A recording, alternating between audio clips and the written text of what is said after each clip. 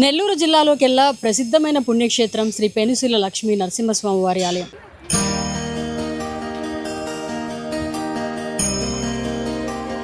అయితే ఈ నెల 26వ తేదీ నుంచి బ్రహ్మోత్సవాల సందర్భంగా లక్ష్మీ నరసింహస్వామి వారి ఆలయంకి అతి దగ్గరలో బలిజ కులస్తులందరూ బలిజ సమాజం ఏర్పాటు చేశారు. ఇక్కడ అన్నదాన కార్యక్రమం కూడా ఇప్పటి నుంచి స్టార్ట్ చేయబోతున్నారు.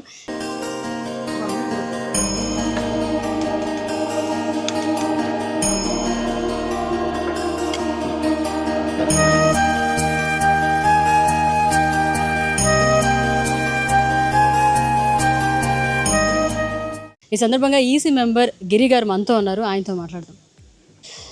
సార్ చెప్పండి, బలిజ తెలగ కాపు అన్నదాన సమాజం ఎప్పుడు ప్రారంభించారు? ఈ కార్యక్రమం యొక్క ముఖ్య ఉద్దేశం ఏంటి? ఎవరెవరు సహకరించారు? ఏ రోజుల్లో ఈ కార్యక్రమం జరగబోతోంది?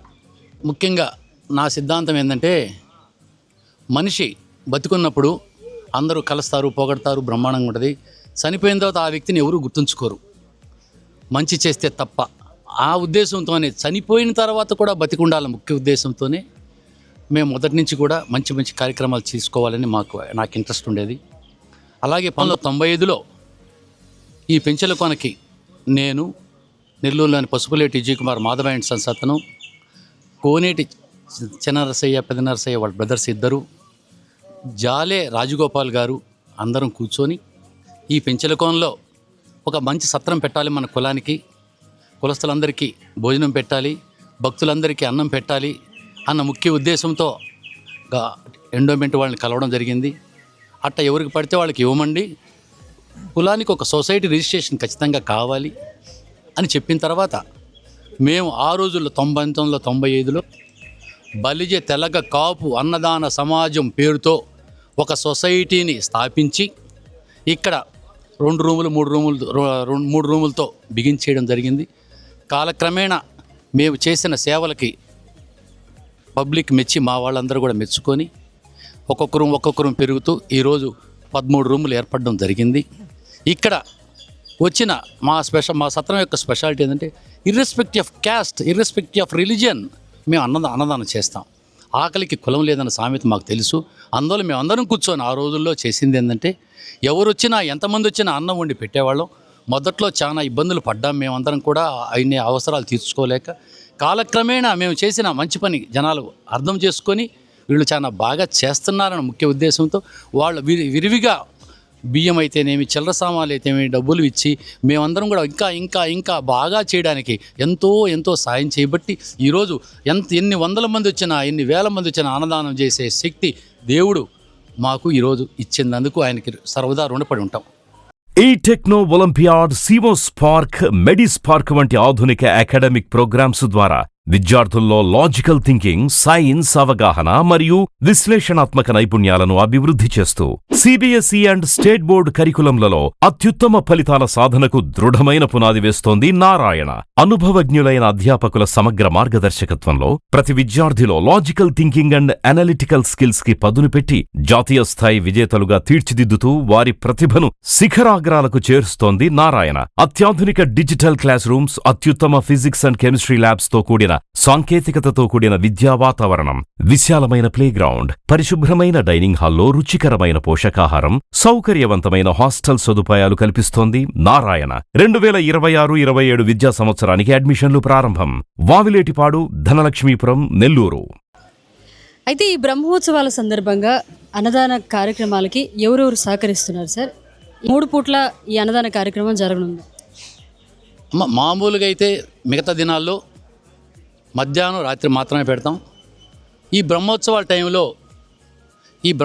టైంలో 3 రోజులు చాలా ముఖ్యము. హనుమంత సేవ, గరుడ సేవ, కళ్యాణం అని 3 ఉంటాయి. హనుమంత సేవ రోజు నెల్లూరు జిల్లా నుంచి, నెల్లూరు టౌన్ వాళ్ళం మేము దగ్గరుండి అన్నీ చేస్తాం.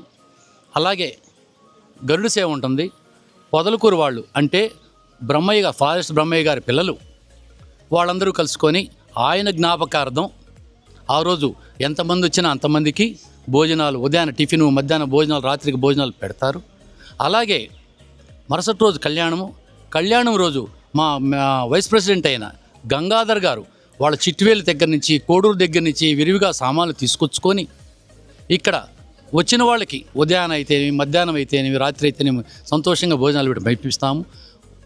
రమారమి ఉజ్జాయింపుగా ఉదయాన 5,000 మంది తింటారు టిఫిన్, మధ్యాహ్నం ఒక 4-5 వేల మంది తింటారు, రాత్రికి కూడా అదే మెంబర్ 3 రోజులు. అసలు ఈ సత్రం పట్టదు, అంత బాగా పెడతాము, అంత బాగా జరుగుతుంది. వీటన్నిటికీ కూడా మా మెంబర్లు అందరూ కూడా ఈ వారం 10 రోజులు ఊర్లో తిరిగి సామాన్లన్నీ తీసుకొని ఇక్కడికి చేర్చి అవి బాగా చేయడానికి సహకరిస్తారు.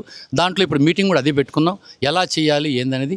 దాంట్లో భాగంగానే జనవరి 1 రోజు ఎంతోమంది వస్తారు, కొన్ని వేల మంది వస్తారు ఈ పవిత్రమైన పుణ్యక్షేత్రానికి.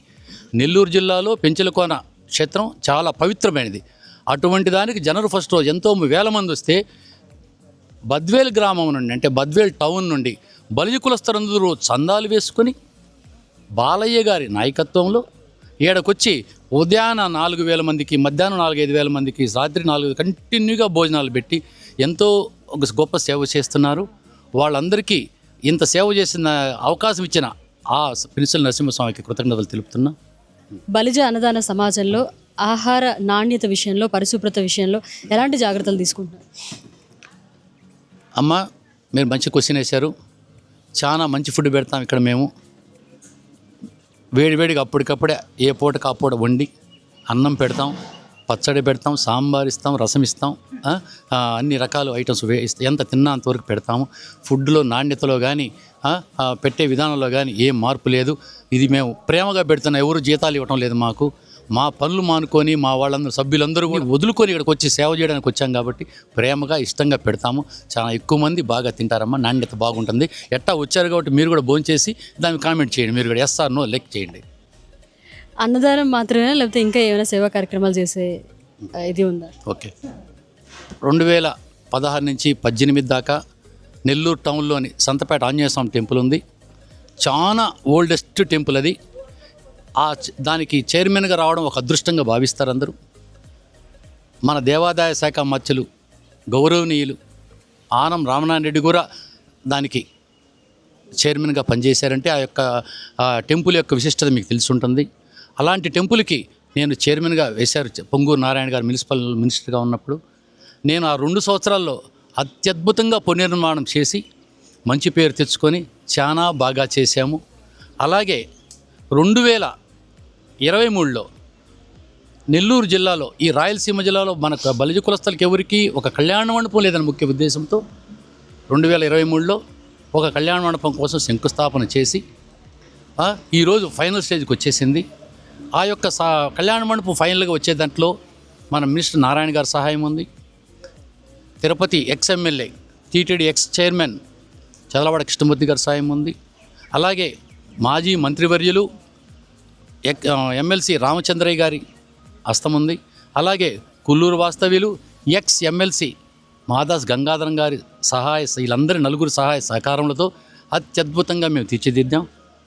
అది రేపు మేలో ఓపెన్ చేయబోతున్నాం. కొంతమంది నాయకులతో దాని డిస్కస్ జరుగుతూ ఉంది, మేలో జరుగుతుంది. దానికి ఫస్ట్గా శంకుస్థాపన చేసిన వ్యక్తి ఎవరంటే ఆ సత్రానికి మా రామచంద్రయ్య గారే.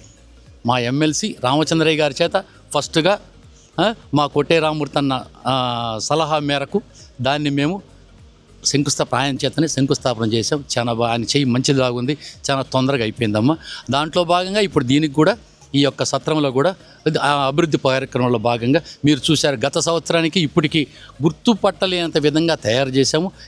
ఇంకా మా కమిటీ మెంబర్ల సహకారాలతో ఇంకా మంచి కార్యక్రమాలు తీసుకొని చాలా బాగా చేస్తామని అనుకుంటున్నాము. ఫైనల్గా బలిజ అన్నదాన సమాజం ద్వారా ప్రజలకు ఏం చెప్పాలనుకుంటున్నాను? అమ్మ, ఒకటి గుర్తుపెట్టుకోండి, కులం ప్రతి మనిషికి అవసరం. కులం ఒక్కటే అవసరం కాదు, సొసైటీలో కులం ఒక భాగం మాత్రమే. సంఘాన్ని ప్రేమించాలి, దేశాన్ని ప్రేమించాలి. అందులో భాగంగా నేను కులస్తులందరికీ కూడా ఇచ్చే విజ్ఞప్తి ఏంటంటే, కులం అనేది ఒక పార్ట్గా కులస్తులందరినీ ప్రేమగా చూసుకుంటూ మంచి కార్యక్రమాలు ఏర్పరచుకొని చూడండి. ఇప్పుడు మేము ఇక్కడ సత్రం డెవలప్మెంట్ చేయాలనుకున్నాము. మేమేమి పెద్దగా ఎవరిని అడగలేదు. మా కమిటీ మిమ్మల్ని అందరం కలుసుకొని ఏదో మాకు తోచిన విధంగా మేము సందాలు వేసుకొని సత్రంలో ఇంత బాగా చేయడానికి మా కమిటీ మెంబర్లు అందరూ కూడా చాలా బాగా సహాయం చేస్తున్నారు. గంగాధర్ గారు అయితేనేమి, రాపూర్ నుంచి శ్రీనివాసులు అయితేనేమి, బాపిశెట్టి జనార్దన్ అయితేనేమి, మా సుబ్బయ్య గారు అయితేనేమి, పల్లెల్లో తిరిగి ఉత్సవాలకి తిరిగి తీసుకొచ్చి సత్రం బాగుండాలని చేస్తున్నారు. అలాగే నాలాగనే ఇంకొక అతను కూడా ఉండేవాడు, డాక్టర్ రవి అని, కడప జిల్లాలో ఎక్స్ మినిస్టర్ వాళ్ళ అబ్బాయి. ఆ అబ్బాయి నేను ఇద్దరం కలుసుకొని చాలా బాగా చేశాము. ఈ సందర్భంగా వారి పవిత్రాత్మ ఎక్కడున్నా కూడా హాయిగా ఉండాలని, వాళ్ళ కుటుంబం చల్లగా ఉండాలని నేను వాళ్ళని మనస్ఫూర్తిగా కోరుకుంటున్నాను. వాళ్ళ ఫాదర్ రత్న సభాపతి గారని ఫేమస్ మా కులంలో, రాయలసీమ రత్నమంతనం. అలాంటి వాళ్ళ అబ్బాయి రవి మా దగ్గర బంధువు. మేము ఇద్దరం కలుసుకొని చాలా బాగా చేశాము. ఈ సమయంలో ఆ అబ్బాయిని మా అన్నను తలుచుకుంటూ అతను మనస్ఫూర్తిగా ఎక్కడున్నా హాయిగా ఉండాలని, వాళ్ళ కుటుంబం చల్లగా ఉండాలని మరీ కోరుకుంటున్నాను. మేము ఇంత మాత్రం కూడా ఏ పని చేసినా మాకంటూ ఒక కాన్ఫిడెన్స్ ఉంది. ముఖ్యంగా మేమందరం కూడా వయసులో ఆనం వివేకానంద శిష్యరికంలో నాయకత్వంలో పనిచేసిన బ్యాచ్ మేమంతా.